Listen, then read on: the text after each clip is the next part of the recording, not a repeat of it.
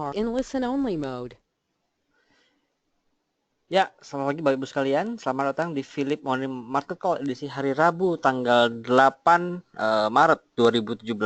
Sebelum kita akan memulai sesi Philip Morning Market Call, kami ingin mengkonfirmasi terlebih dahulu apakah gambar dan suara dapat terlihat dan terdengar dengan jelas. Terima kasih. Ya, baik Pak Dedang dan Pak Antonius, terima kasih. Untuk sesi pertama akan bersama rekan saya, Pak Jasa Adi Mulya.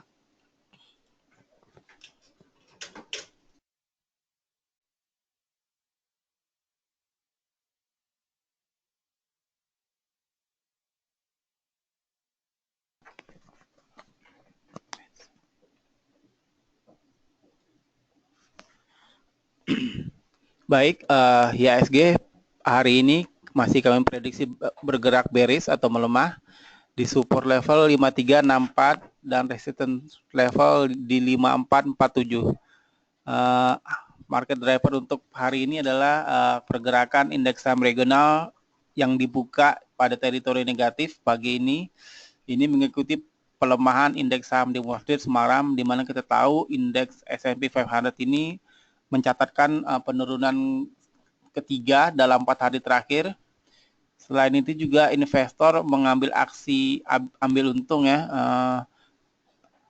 sebagai antisipasi kenaikan suku bunga di Amerika Serikat minggu depan, dan juga di tengah meningkatnya ketegangan geopolitik di kawasan Asia. Dari sisi makroekonomi, data yang dirilis pagi ini dan atau semalam adalah pertumbuhan ekonomi Jepang yang tumbuh 1,2% secara year on year di periode Oktober hingga Desember tahun lalu. Ini lebih tinggi dibandingkan perhitungan awal yang sebesar 1%. Secara kuartal on kuartal ekonomi Jepang tumbuh 0,3%, lebih tinggi dibanding perhitungan awal yang hanya sebesar 0,2%. Selain itu ada data cadangan devisa Tiongkok yang secara tidak terduga naik untuk pertama kali sejak bulan Juni 2016 di bulan Februari ini, dan kembali berada di atas level 3 triliun US dollar. Ini dipicu oleh penetapan aturan yang sangat ketat dan juga pelemahan dari nilai tukar US dollar yang membuat arus atau aliran dana keluar dari Tiongkok itu sedikit agak melambat. Cadangan devisa juga dirilis oleh BI kemarin datanya, di mana cadangan devisa Indonesia untuk bulan Februari itu naik menjadi 119,9 miliar US dollar dibandingkan cadangan devisa pada bulan Januari hanya sebesar 116,9 miliar. Kenaikan cadangan devisa ini didukung oleh penarikan pinjaman luar negeri oleh pemerintah dan juga penerimaan pajak ekspor non migas serta lelang sertifikat Bank Indonesia. Untuk siang nanti ada rilis data neraca perdagangan Tiongkok dan diperkirakan akan memperlihatkan bahwa pertumbuhan ekspor Tiongkok akan cukup signifikan kenaikannya. Ini akibat membaiknya permintaan global terhadap produk-produk yang dibuat oleh Tiongkok.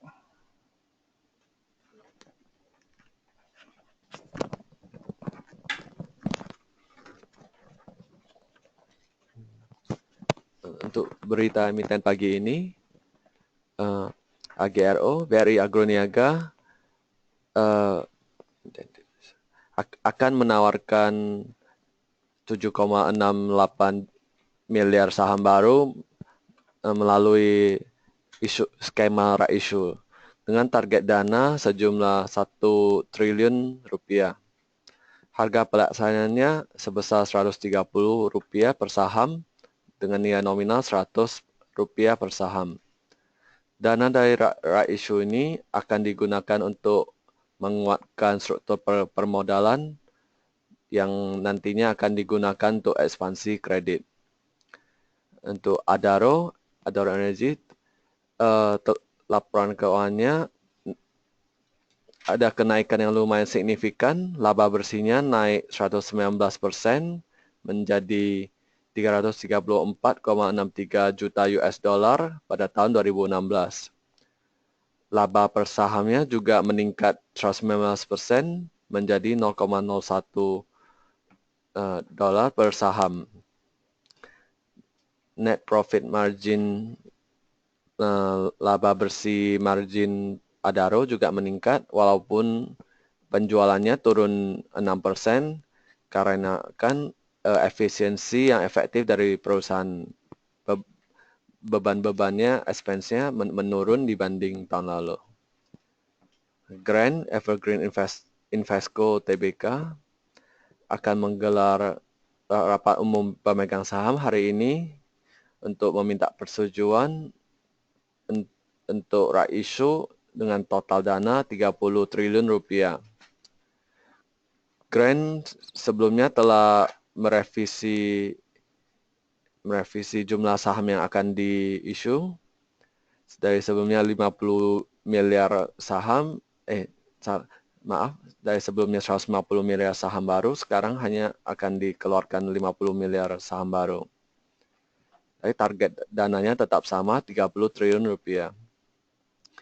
Krakatau Steel Tbk tahun ini menargetkan penjualan baja sebesar 2,7 juta tons di tahun 2017 atau meningkat 20% dibanding tahun sebelumnya yang hanya sebesar 2,23 juta tons.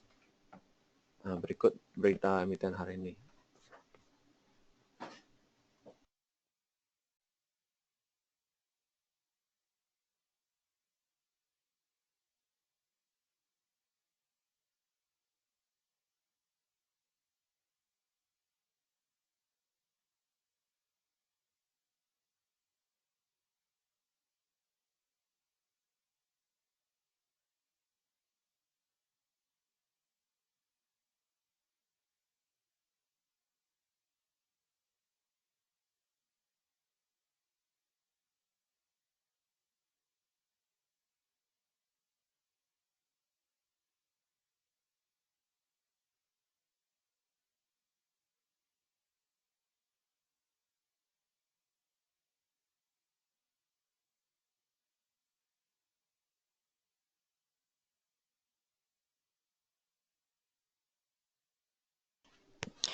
Ya, kita akan melanjutkan sesi tanya jawab. Sebelumnya kita akan beralih terlebih dahulu ke pembahasan technical IHSG sekilas.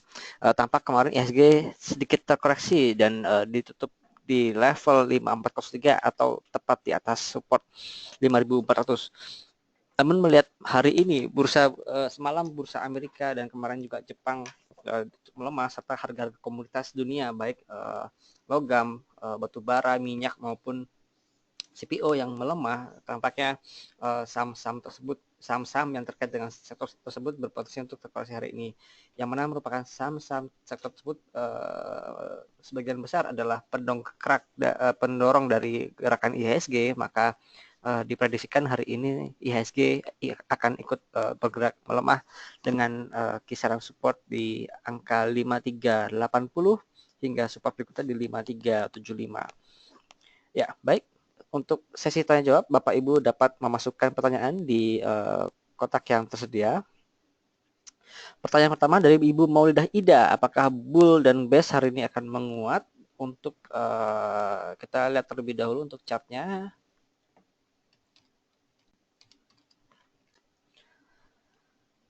Untuk bull kemarin ada kenaikan cukup drastis dari harga 103 sampai ke level 115. Nah, ini bull kalau kita lihat sebelumnya memang pasca kenaikan tinggi berlangsung sepanjang 2 hari saja. Jadi mungkin hari ini jika ada kenaikan bisa untuk profit taking di kisaran 130 hingga 140 potensinya. Jadi untuk memain cepat saja, tidak untuk keep di saham bull. Lalu untuk saham base,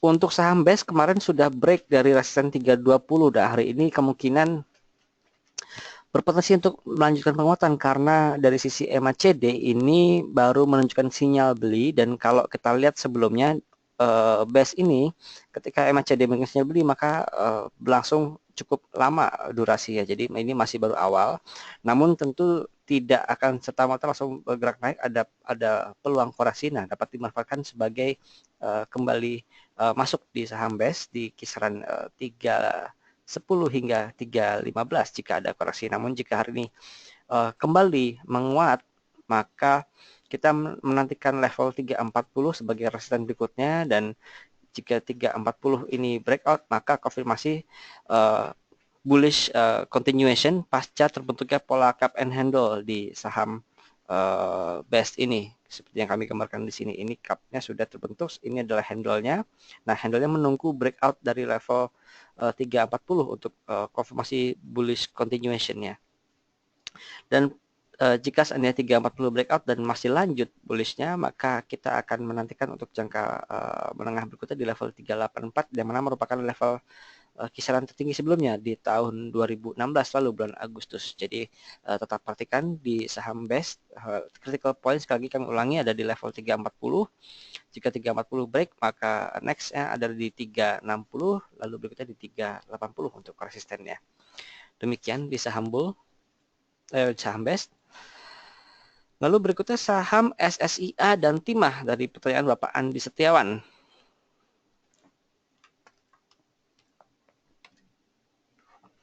Untuk saham SSIA juga ada menunjukkan sinyal beli di sini di MACD-nya, dan juga stokastik sudah bergerak ke atas. Jadi artian untuk kekuatan tren penguatan masih kuat, dan ini baru saja kemarin menyentuh dari Bollinger Band batas atas, ada peluang untuk kembali lanjut penguatan menuju level 640 Pak. Jadi ini masih bisa diikuti untuk SSIA. Berikutnya saham Timah. Untuk saham Timah masih dalam posisi symmetrical triangle, cuman tampak angle-nya agak lebih cenderung ke descending triangle. Ini masih dalam fase konsolidasi, jadi perhatikan jika dia breakout batas atas di kisaran 10.25 bisa diikuti beli, namun justru jika dia breakout down batas bawah di level 980 maka sebaiknya di cut loss terlebih dahulu. Jadi perhatikan dua titik tersebut. Berikutnya dari Bapak Richard Setiadi untuk saham Waskita, Wika, dan PTPP sektor konstruksi Pak. Waskita Karya.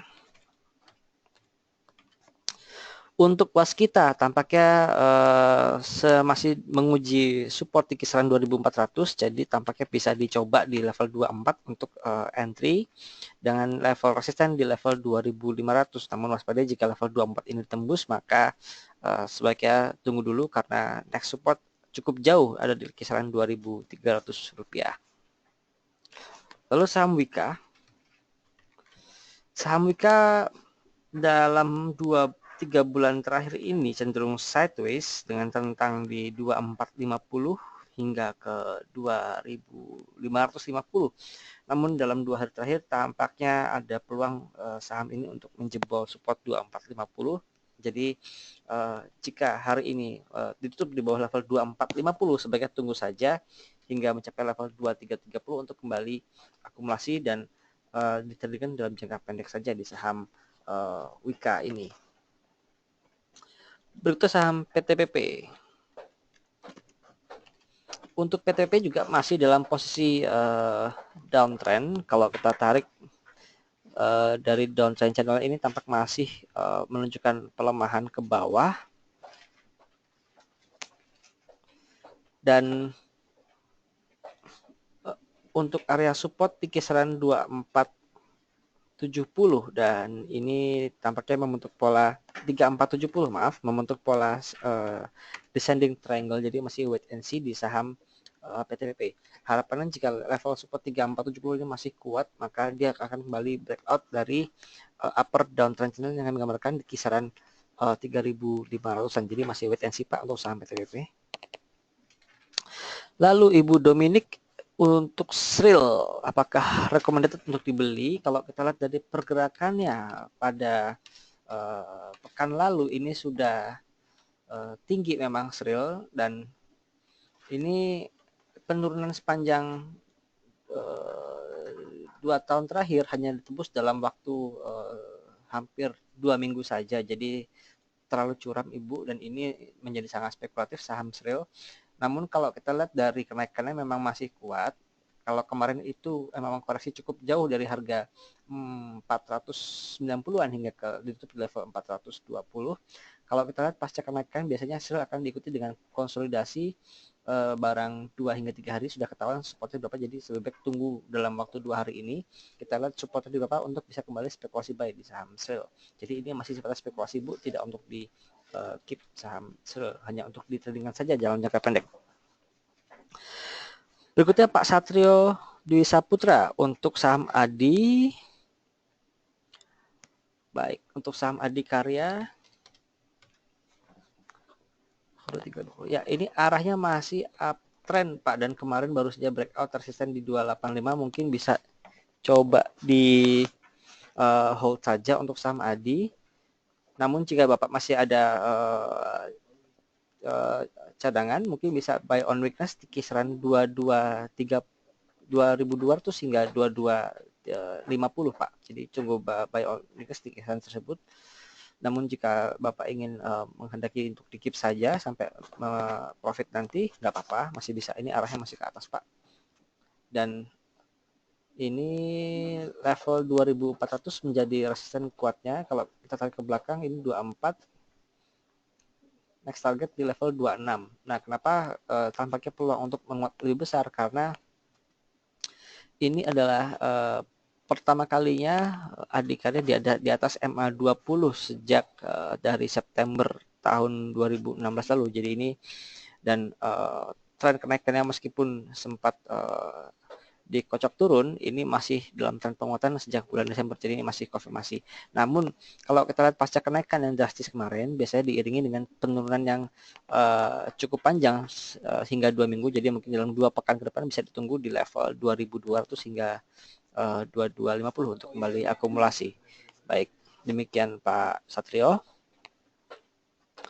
Berikutnya KBLI, apakah masih bisa naik dengan BES? Untuk BES sudah direview tadi. Untuk KBLI, nah untuk indikatornya ada sedikit perlawanan arah, di mana MACD masih menunjukkan penguatan tren, namun stokastik tampaknya sudah mulai melandai dan cenderung melemah, jadi mungkin bisa sell on saja Pak di saham KBLI, atau jika Bapak ingin mencoba, masih coba bisa one day saja di KBLI, sementara untuk 2-3 hari ke depan tampaknya sudah mulai rawan untuk profit taking di saham KBLI ini. Berikutnya untuk Ibu Vivi untuk saham Gajah Tunggal dan Adikarya. Adikarya barusan sudah kita bahas Ibu. Untuk Gajah Tunggalnya, untuk Gajah Tunggal, ya ini tampaknya sudah breakout dari trend sideways-nya 2 pekan lalu, dan ini memasuki rentang area baru. Kita gambarkan sedikit resistennya, kurang lebih ada di area 1200. Jika hari ini masih mampu tutup di atas level 1200, maka peluang untuk menuju 1300 terbuka, jadi masih bisa di hold jika Ibu ada barang di Gajah Tunggal. Namun jika Ibu ingin menambah koleksi, bisa coba kembali beli di kisaran support di 1180 hingga 1200 Bu. Demikian Ibu Vivi.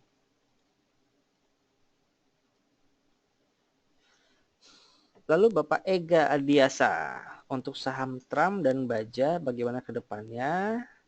Oke, untuk Trump ini memang sangat-sangat spekulatif Pak Trump. Jadi untuk saham spekulatif, view kami adalah tidak untuk di hold, jadi untuk di trading jangka pendek. Memang kalau seandainya dalam tren uptrend, untuk trading harian saja tetap untuk mengamankan posisi. Jadi kalau sudah ketemu downtrendnya, kita bisa lepas dari downtrendnya. Dan kalau kita lihat sekarang pergerakannya sudah menembus MA 200 hari, dan ini volatilitasnya sangat tinggi, jadi kami tidak bisa terlalu banyak rekomendasi untuk saham Trump. Jadi kalau Bapak ada posisi barang di atas atau nyangkut di atas, mungkin bisa coba tunggu sampai dimainkan saja untuk kembali lepas di saham Trump.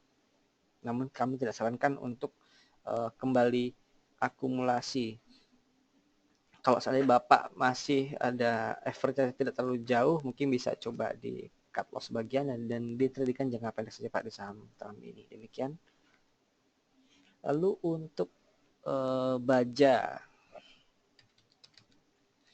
di saham baja ada sedikit downtrend Pak arahnya. Tampaknya mungkin bisa sell on strength saja di saham baja ini. Kalau kita lihat dari arah pergerakannya dan moving average-nya sudah terkonsentrasi di area 305 hingga 315. Jadi ini area menjadi area resisten terdekat di saham baja. Di sisi lain untuk indikator MACD meskipun ada sinyal beli, namun kekuatannya nyaris tidak ada. Jadi tampaknya akan netral saja trennya. Begitu juga untuk tren downtrendnya akan cenderung tidak terlalu drastis. Jadi bisa jangka pendek cepat tradingan dengan rentang di 285 hingga ke 325. Demikian Pak Ega. Lalu Ibu Maulidah Ida untuk saham Grand. Untuk Grand belum ada tanda pergerakan Bu, dan kalau kita lihat sebelumnya saham Grand ini jika ada pergerakan paling tidak lama, paling banter 3 hari saja, dan itu hari 3 sudah harus SOS atau sell on sign karena penurunan pasca kenaikannya juga cukup drastis. Jadi jika Ibu belum ada barang, kami tidak sarankan untuk beli, namun jika Ibu sudah ada barang dan posisinya nyangkut di atas, mungkin tunggu sampai sahamnya dimainkan dalam 2 hingga 3 hari untuk segera exit dari saham Grand. Demikian Bu Ida. Beralihnya berikutnya untuk Bapak Gilang Ramadan untuk technical dan fundamental saham BBTN dan AISA. Baik.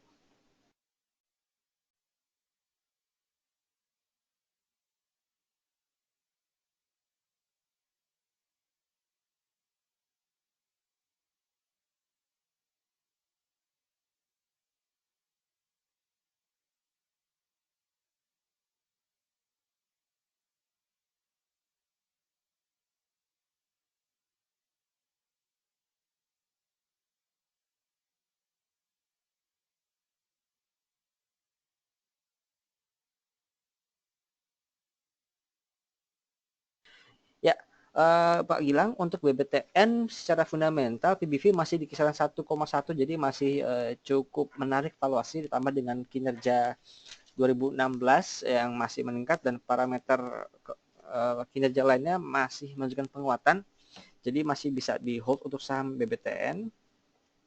Lalu untuk AISA secara valuasi juga masih cukup wajar dengan PI sekitar 15 kali, dengan PBV juga 1 kali, jadi masih wajar. Dan AISA ini kedepannya akan lebih berkonsentrasi di bisnis berasnya setelah meninggalkan bisnis CPO tahun kemarin.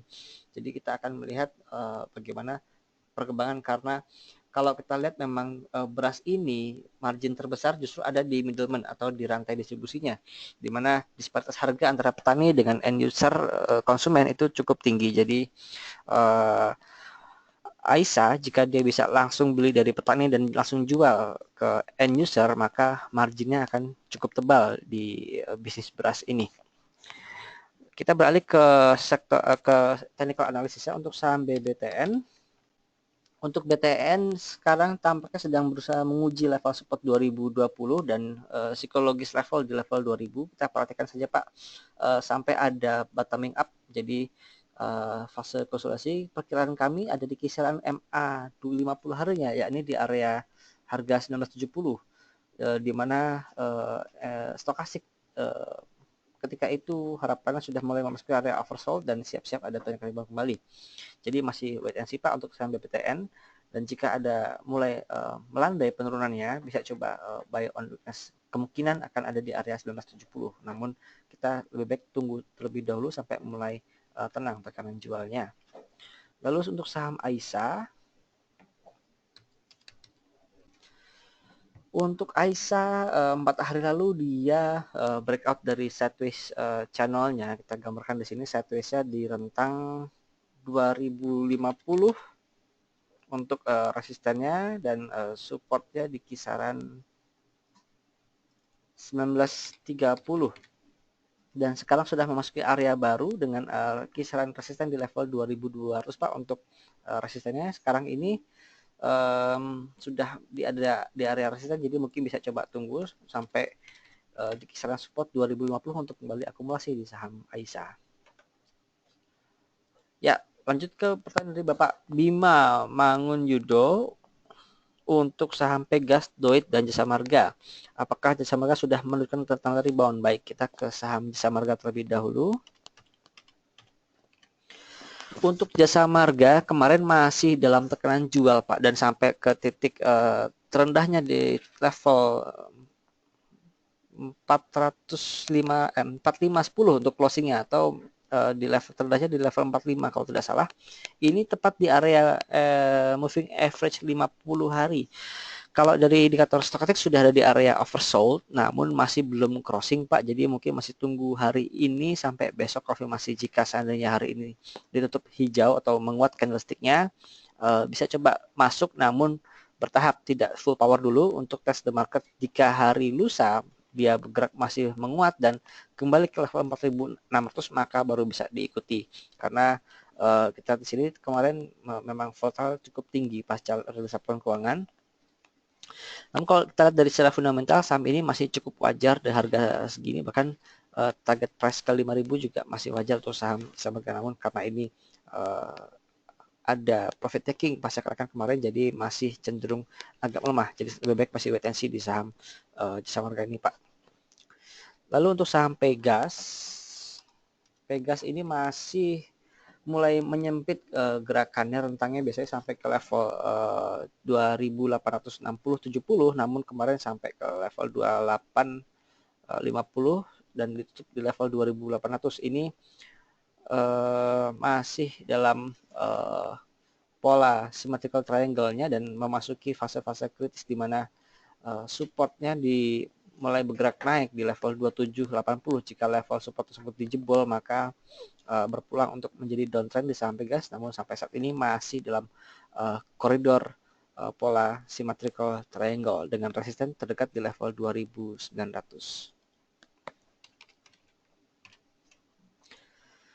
Namun jika Bapak ingin trading jangka pendek di saham ini, bisa jika sudah mulai mendekati level 29 coba ditradingkan, namun sedikit saja karena takutnya dia ada break up level 29, jadi tidak kehilangan barang. Dan jika ada koreksi kembali ke level 2800-an, bisa kembali akumulasi di saham Pegas. Dr.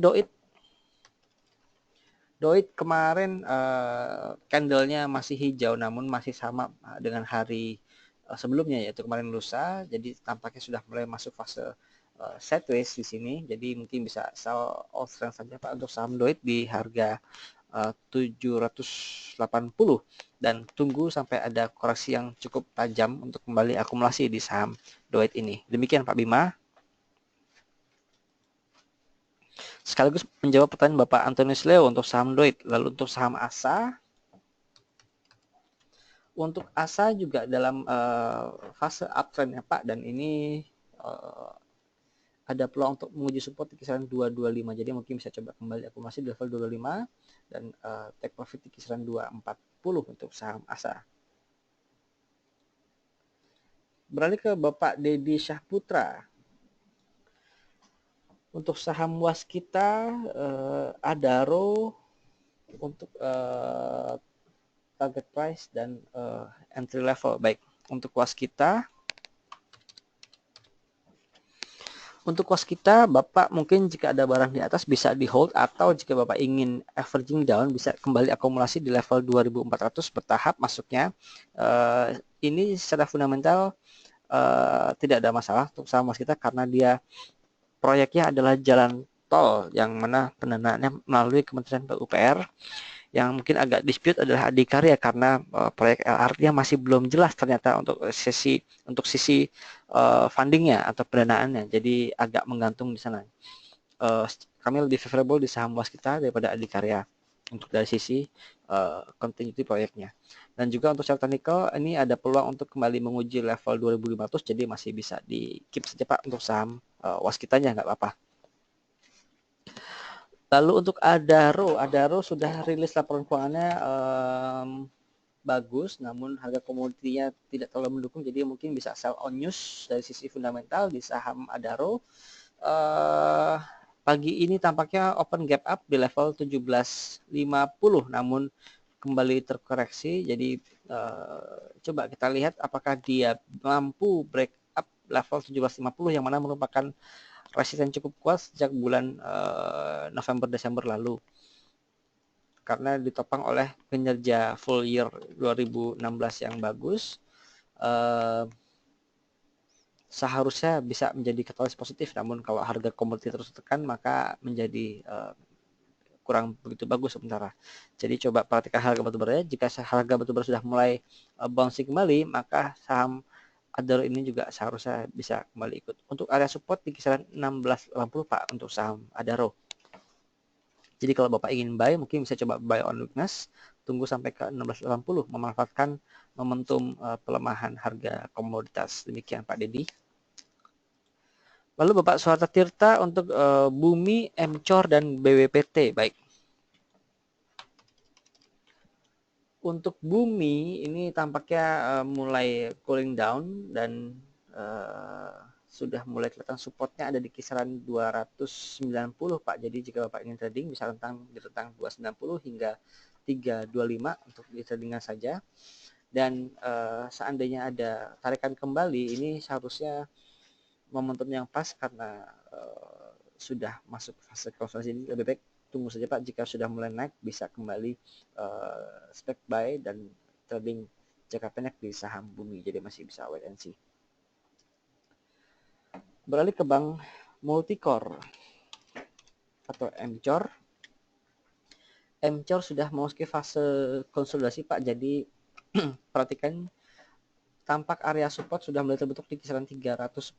Jadi jika 310 ini mampu bertahan bisa kembali akumulasi, namun jika dia jebol ke bawah lebih baik lepas dan tunggu dulu sampai kita ketahuan support berikutnya di berapa. Demikian Pak Suara kita. Berikutnya saham BWPT.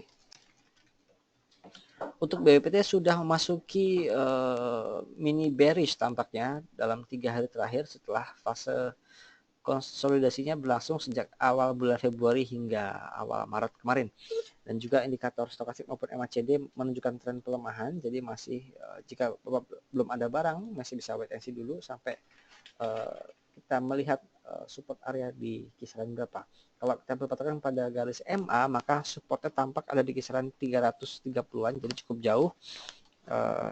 Lebih baik tunggu saja di saham BWPT. Namun jika Bapak ada barang di BWPT, mungkin bisa sell on strength saja Pak di saham BWPT dengan rentang 370 hingga 380 untuk exit point-nya. Demikian.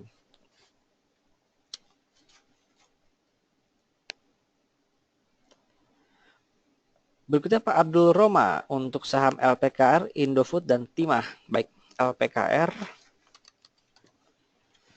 LPKR ini masih cenderung sideways Pak, dan tampaknya resisten 3735 masih cukup kuat dan kembali mengarah ke bawah. Bisa coba kembali akumulasi di level 710 Pak untuk tradingkan dengan rentang 710 hingga 735.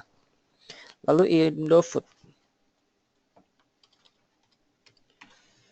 Untuk Indofood setelah gagal menembus resisten di 8150, tampaknya Indofood ini berpotensi kembali menguji support. Untuk support terdekat ada di kisaran 7950 yang mana merupakan MA 200 dan MA 100 sedang berhimpitan. Namun jika level ini dijebol, kita menantikan level 7800 sebagai area support berikutnya. Namun kalau kita lihat sebelumnya MA 100 dan MA 50 ini adalah support cukup kuat, tampaknya masih akan mampu bertahan di kisaran 7950 Pak untuk saham Indofood-nya. Lalu saham Timah juga masih dalam konfirmasi area symmetrical triangle, jadi masih wait and see. Jika Bapak ingin tradingkan bisa coba buy on weakness di kisaran 970 hingga 980-nya dengan target price di level 1000 untuk jangka pendek ya. Jadi perhatikan antara dia breakout support atau breakout resistance. Jika dia breakout resistance bisa kembali akumulasi, namun dia jika breakout down support sebaiknya dilepas terlebih dahulu di saham Timah. Demikian Pak Abdul Romah. Kemudian ke Pak Robertus Emmanuel untuk saham agro.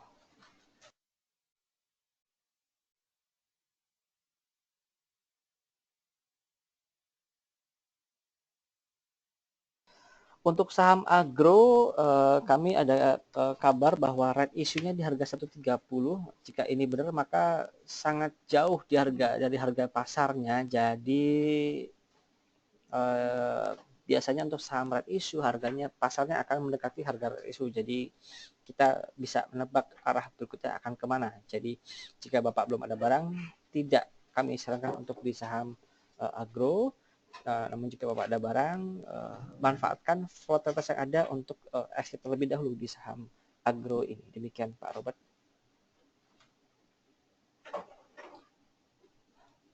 Beralih ke Bapak Made Adi Widiarta untuk saham Java dan ISSP. Baik. Untuk saham Java ini meskipun masih di line masih menunjukkan tren pelemahan, namun dari histogramnya sudah mulai ada tanda-tanda konsolidasi, jadi bisa coba peluang buy on weakness dengan kisaran 1650 Pak hingga ke 1660, namun masuk secara bertahap untuk test the market dan bisa menambah porsi apabila level 1700 kembali breakout, karena target resistance berikutnya pasca breakout level 1700 ada di kisaran 1800 untuk saham Java. Lalu saham ISSP. ISSP masih sideways, namun kecenderungannya tampak melemah karena kenaikannya tidak membentuk new high ya. Jadi perlu diperhatikan adalah support area di kisaran 225 hingga 227. Jika mampu bertahan maka bisa coba buy on weakness di area tersebut, namun jika tidak mampu bertahan dan jebol ke bawah sebaiknya lepas dulu karena support berikutnya cukup jauh, yakni ada di kisaran Rp200. Demikian Pak Made. Lalu Bapak Tommy Yandri untuk saham BEX dan taksi. Untuk BEX belum ada berita penopangnya, jadi masih cenderung sepi saja di kisaran 50-an, di 55 hingga 58, jadi cukup sempit juga untuk tradingkan. Kami tidak sarankan untuk trading di saham ini karena kurang begitu optimum. Lebih baik tunggu sampai ada katalis lagi untuk pergerakan saham BEX. Dan juga taksi. Taksi technical juga tidak banyak bergerak, masih cenderung sideways di 160 hingga 170, namun wacana pemerintah untuk membatasi tarif taksi online ada batas atas batas bawah harusnya bisa menjadi katalis positif bagi saham-saham sektor taksi, karena ini bisa memperkecil tingkat kompetisi yang sekarang sangat sengit antara taksi established seperti taksi dan juga Bluebird dengan taksi online seperti GrabCar dan juga Uber. Demikian Pak Tommy. Berikutnya Ibu Melisa untuk saham Telkom dan BBNI untuk hari ini seperti apa? Baik, untuk Telkom pasca rilis laporan keuangan yang baik tampaknya tidak terlalu banyak menopang. Telkom hanya menguat sepanjang 2 hari sampai 3.900 saja, dan hari ini pasca open kembali ke level 3.900. Jadi saham Telkom ini masih akan cenderung bergerak sideways di rentang 3840 hingga ke level 3.950 Ibu untuk rentangnya. Masih bisa ditradingkan di rentang tersebut. Namun positifnya adalah Telkom ini mampu breakout dari mini descending triangle pada bulan medio Februari hingga Maret kemarin. Di sini kami gambarkan, jadi sudah breakout atas, harusnya ini adalah sinyal bagus bagi saham Telkom. Lalu saham BBNI. BBNI ini konsolidasi di area atas ya Bu, jadi mungkin bisa wait and see dulu saham BBNI bisa kembali akumulasi di kisaran 6175 hingga ke 6200. Berikutnya Ibu Elisli untuk saham BRMS. Untuk BRMS juga sama seperti induknya Bumi, tampaknya minim katalis, jadi bisa coba diterlikan saja dengan rentang harga 86 hingga ke 105 Ibu. Demikian Ibu Elis. Lalu kembali ke Bapak Ega untuk saham PPRO. PPRO masih dalam sideways Pak, cenderung melemah, jadi masih coba wait and see saja di saham PPRO. Mungkin jika Bapak ingin tradingkan, bisa di rentang cukup lebar, rentangnya di 280 hingga ke 340. Dan kalau kita lihat pergerakan PPRO, kalau ada kenaikan signifikan berlangsung hanya 1 hingga 2 hari saja. Jadi jika ada kenaikan dengan volume cukup tebal, bisa diikuti sampai dengan 2 hari lalu segera profit taking di saham PPRO. Demikian Pak Ega. Lalu Bapak Junaidi untuk saham Inco dan Carun Pokpan. Untuk Inco masih cukup volatile, dan kalau kita lihat harga nikel semalam juga melemah, kemungkinan akan ada pelemahan kembali di saham Inco untuk area support di kisaran 2400, lalu berikutnya ada di level 2275, memang cukup jauh ini rentangnya. Namun saham yang volatile seperti ini justru dapat dimanfaatkan untuk trading jangka pendek saja untuk memancing profit yang cukup signifikan. Beralih ke saham Calon Pokpan. Calon Pokpan juga cukup volatile pergerakannya, jadi ini cocok untuk ditradingkan dalam jangka pendek, dan sekarang sudah mulai mendekati area support Rp3.000, jadi mungkin bisa coba buy on weakness di kisaran 3.000 hingga ke 3.040 Pak. Dan kalau dulu kita gambarkan berpotensi membentuk pola cup and handle, ini konfirmasi gagal pola cup and handle-nya karena handle-nya tidak terbentuk, dan bahkan koreksi dalam pembentukan cup-nya justru lebih rendah dari posisi bottoming di pola cup-nya ini. Jadi polanya tidak terkonfirmasi dan menjadi batal pola cup and handle-nya. Kita menantikan area support berikutnya di kisaran 3.000 hingga 3.040 Pak. Demikian Pak Junaidi. Ya, mengingat waktu sudah 16 menit memasuki jam trading, kami akan cukupkan Philip Morning Macro edisi hari ini, hari Rabu tanggal 8 Maret. Mudah-mudahan Philip Morning Macro ini bermanfaat bagi Bapak dan Ibu sekalian dalam mengambil keputusan untuk setiap trading maupun investasinya. Selamat pagi dan salam cuan.